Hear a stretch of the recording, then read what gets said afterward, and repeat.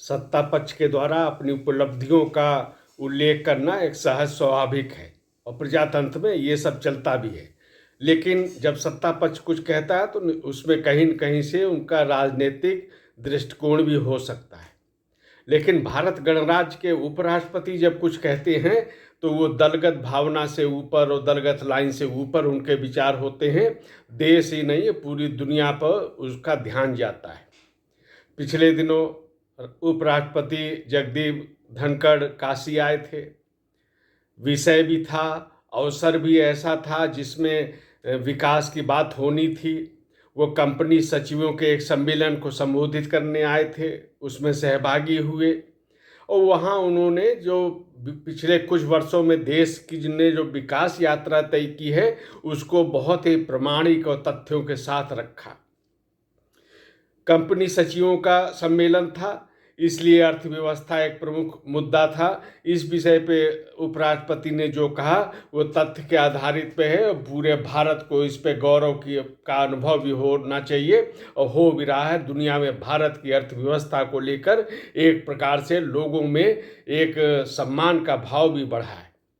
भारत की ओर दुनिया देख रही है, विकास की यात्रा को दुनिया देख रही, समझ रही है।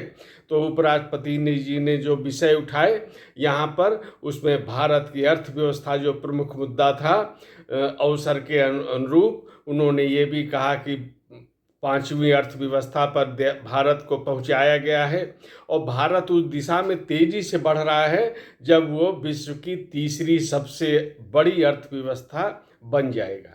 और जब अर्थव्यवस्था की बात हुई तो इसके दृष्टिगत जितने भी सुधार हुए हैं उन सब का भी चर्चा हुई। यानी आर्थिक सुधारों के वजह से, व्यवस्था में पारदर्शिता लाने की वजह से, डिजिटल इंडिया अभियान को पूरी तरह क्रियान्वित करने की दृष्टि से यह जो एक विकास को गति मिली है, निवेश के अनुरूप माहौल बनाया गया है, ईज ऑफ डूइंग में बेहतर उछाल आया है, इन सब बातों से भारत की अर्थव्यवस्था मजबूत बनी और इस बात के प्रमाण भी हैं।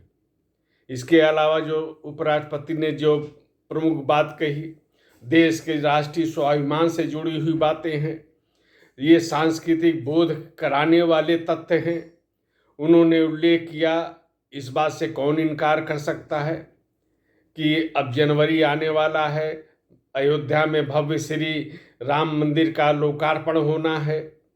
उपराष्ट्रपति ने कहा कि उस दिन का इंतजार है जब ये भव्य मंदिर का लोकार्पण होगा। और इसके पहले की जो बात है वो भी कम महत्वपूर्ण नहीं है। यानी 500 वर्षों की जो एक समस्या थी, समाज में बनी हुई थी, अगर इसका समाधान नहीं होता तो आगे आने वाली पीढ़ियां इस समस्या को झेलती।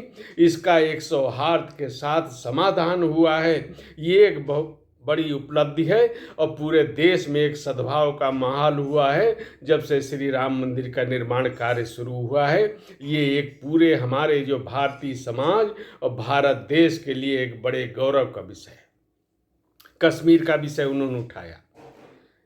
संविधान में अनुच्छेद 371 अस्थायी प्रावधान रहा है। अध्याय था, उसका नाम ही था अस्थायी अध्याय, और इसको इस तरह से बनाकर रखा गया कि इसको स्थायी से भी एकदम और मजबूत करते हुए इस तरह का एक माहौल देश में बना दिया गया और धर्मनिरपेक्षता का नाम इसके दुहाई दी गई। यानी जो अस्थायी अनुच्छेद था उसको स्थायी रूप में इतना मजबूत बनाने का काम किया गया कि इसका नाम लेना तक गुनाह हो गया।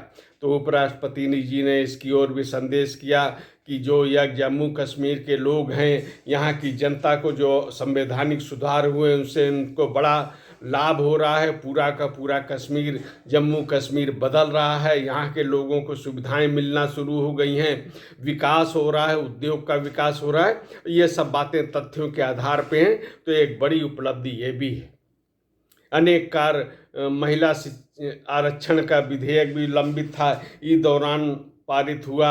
उपराष्ट्रपति जी राज्यसभा में सभा पवित्र कर रहे थे, सभापति के रूप में कार्य कर रहे थे। तो ये विधेयक उनके भी अध्यक्षता में, उनके भी सभापतित्व में वहाँ राज्यसभा से पारित हुआ है।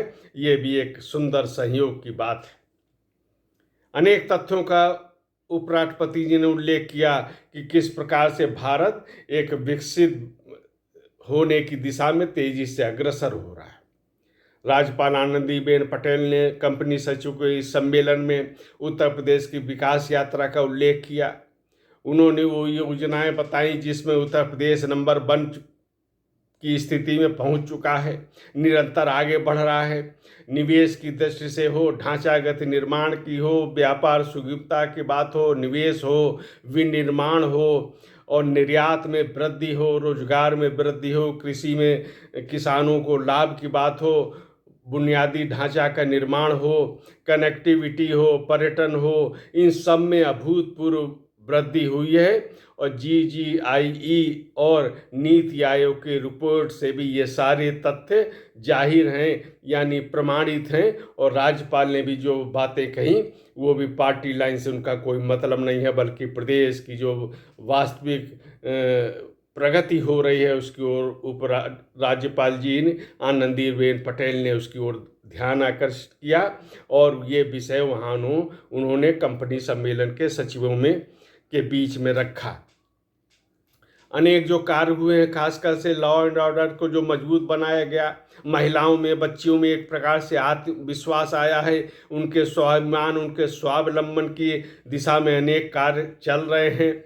वाणिज्य उद्योग में उत्तर प्रदेश शीर्ष पे पहुंच चुका है। सामाजिक कल्याण की दृष्टि से भी बहुत सी योजनाओं का क्रियान्वयन सफलता के साथ किया गया है। और खास तौर पे बालिकाओं, महिलाओं के लिए